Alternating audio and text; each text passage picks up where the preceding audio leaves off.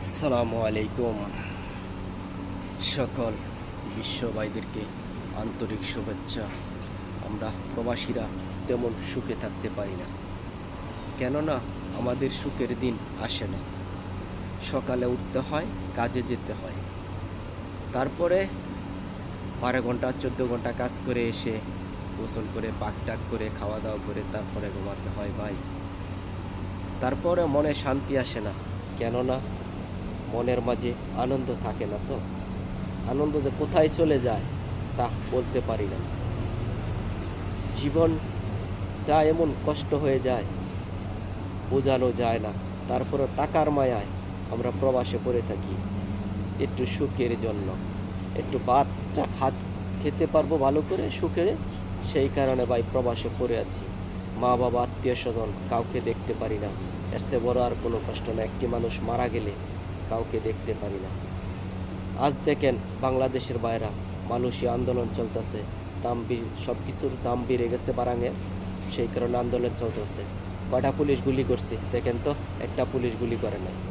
কি সুন্দর করে দেখেন রাস্তায়, একটু নজরে আনেন বিশ্ববাসী, আমাদের বাংলাদেশের মানুষ। পুলিশ ভাইদেরকে বলছি, আর্মি ভাইদেরকে বলছি, সবাইকে বলছি একটু নজরে রাখেন, সব কিছু দেখেন। দেখেন আজকে কোনো মানুষের উপরে কোনো গুলি চলতেছে না, শান্তি শৃঙ্খলাভাবে দেখেন কি সুন্দর করে ওরা আন্দোলন করিতেছে সরকার পতনের জন্য। কী কারণ? সব কিছুর দাম বেড়ে গেছে, মানুষের কাজ কাম মনে করেন কমে গেছে। সরকার যদি লোন না দেয়, অনেক কোম্পানি ব্যাংকডাপ হয়ে গেছে, শত শত কোম্পানি। খালি মানুষের তো বাংলাদেশ থেকে আসলেই মনে করেন টাকা। ভাই আইসা দেখেন বাংলাদেশে দালাল হয়েছে বাটপার, 1 নম্বর বাটপার।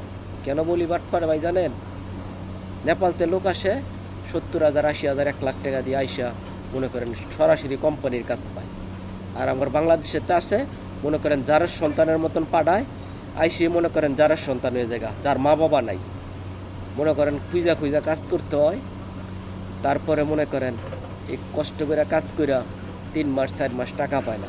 এর চেয়ে বড় কষ্ট নাই, ফ্যামিলির দিকে তাকান যায় না। টাকা না দিলে কয়েকজন মনে হয় মালয়েশিয়া আড্ডা দেয়, বিয়ে করেছে, এই করেছে সেই করেছে। বা এই জিনিসটা চিন্তা করবেন। তারপর একটা ছেলে মেয়ে যেই মনে করেন বিদেশে পাঠান, 6 লক্ষ 7 লক্ষ টাকা পাঠান, চিন্তা ভাবনা করে ভালো একটি কাজ দেখে তারপরে পাঠান।